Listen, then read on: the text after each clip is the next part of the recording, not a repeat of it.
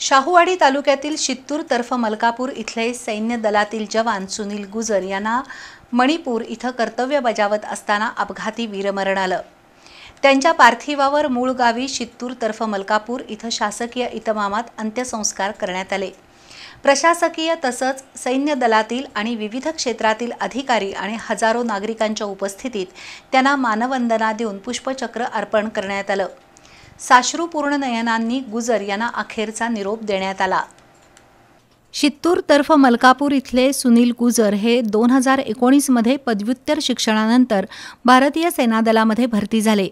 पुणे इथल्या बॉम्बे इंजिनिअरिंग ग्रुपमध्ये प्रशिक्षण पूर्ण करून चीन सीमेवरील मणिपूर इथल्या 110 इंजिनिअरिंग रेजिमेंटच्या बॉम्बे इंजिनियर ग्रुपमध्ये ते सेवा बजावत होते।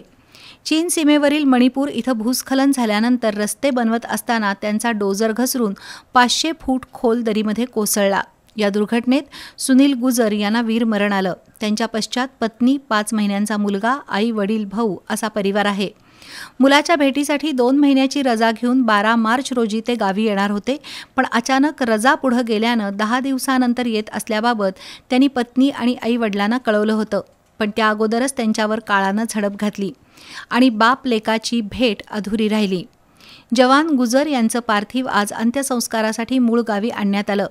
सुनील गुजर यांचं पार्थिव त्यांच्या घरी येताच त्यांच्या पत्नी, आई वडील आणि भाऊ यांचा आक्रोश पाहून उपस्थितांचे अश्रू अनावर झाले होते।